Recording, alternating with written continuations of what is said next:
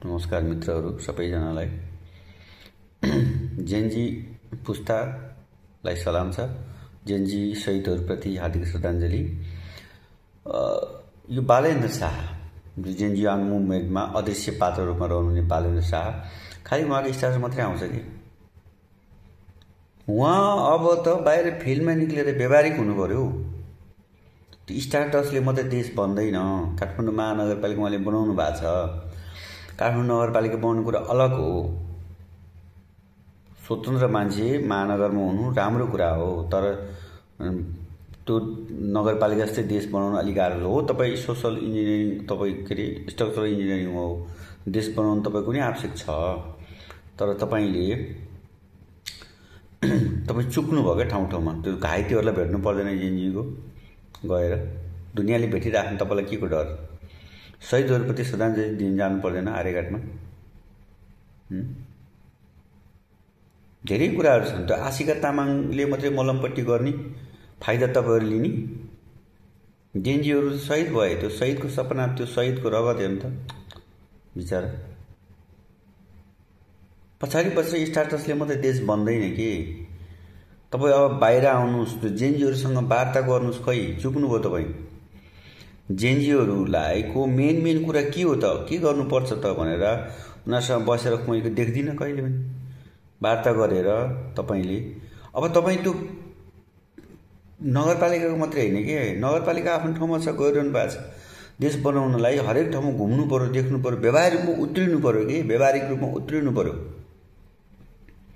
व्यवहारिक उत्रिसकेपछि सबैजनासँग बसेर समन्वय छलफल सबैजना भएपछि तपाईँले व्यक्तिको अब मन जित्नु पर्यो कि। स्टाटस भयो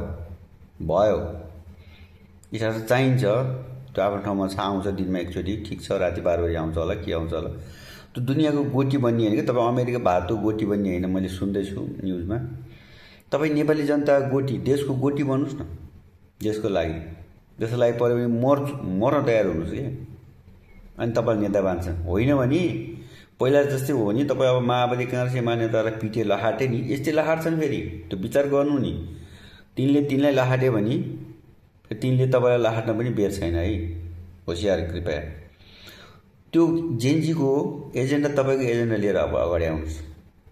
हामीले पुरानलाई त बहिष्कार गरिसक्यौँ, माओवादी एमाले र काङ्ग्रेसले। अब तपाईँहरू नयाँहरू कमसेकम असन्तोषी पक्ष, रवि पक्ष भयो, के अरे हर्क पक्ष भयो, तपाईँको महावीर पुन होइन, हाम्रो उज्यालो नेपालका हुनुहुन्छ, गोपी हमाल हुनुहुन्छ। यी सबलाई लिएर तपाईँले अगाडि आउनु पऱ्यो क्या। नेतृत्व गर्ने क्षमता होइन भने तपाईँको त स्टाफले मात्रै चल्दैन।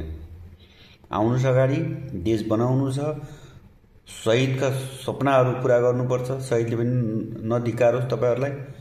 तपाईँलाई विश्वास गरेका छन्, तपाईँ अदृश्य पात्र जस्तो हुनुहुन्छ एक हिसाबले। अब त्यो चर्चमा त्यो कोटहरू उतारेर जनता फिल्डमा जनतासँग आउनुहोस्।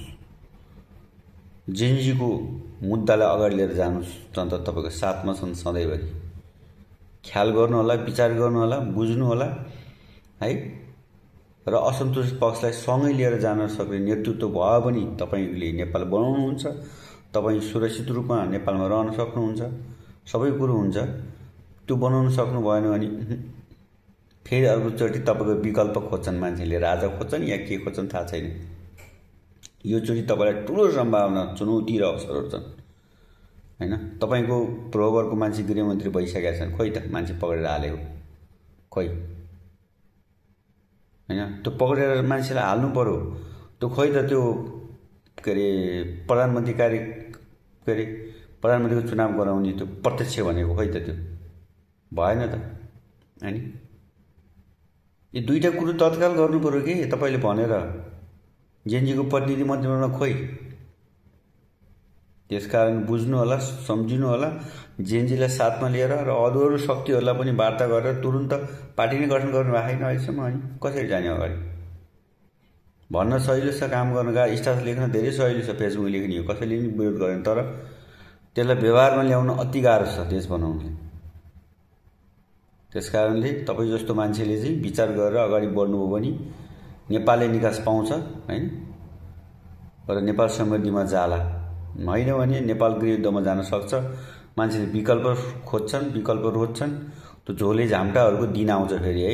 एकदम विचार गर्नु होला, त्याग गर्नु होला कुनै बेला। मरेर के देशको लागि एकजना मरेर केही हुँदैन, म सहिद हुन सक्छु भन्ने हिसाबले अगाडि जानुस्, जेएनजीको एजेन्डाले अगाडि लिएर जानुस् र जेएनजीको जय होस्। हस्, धन्यवाद।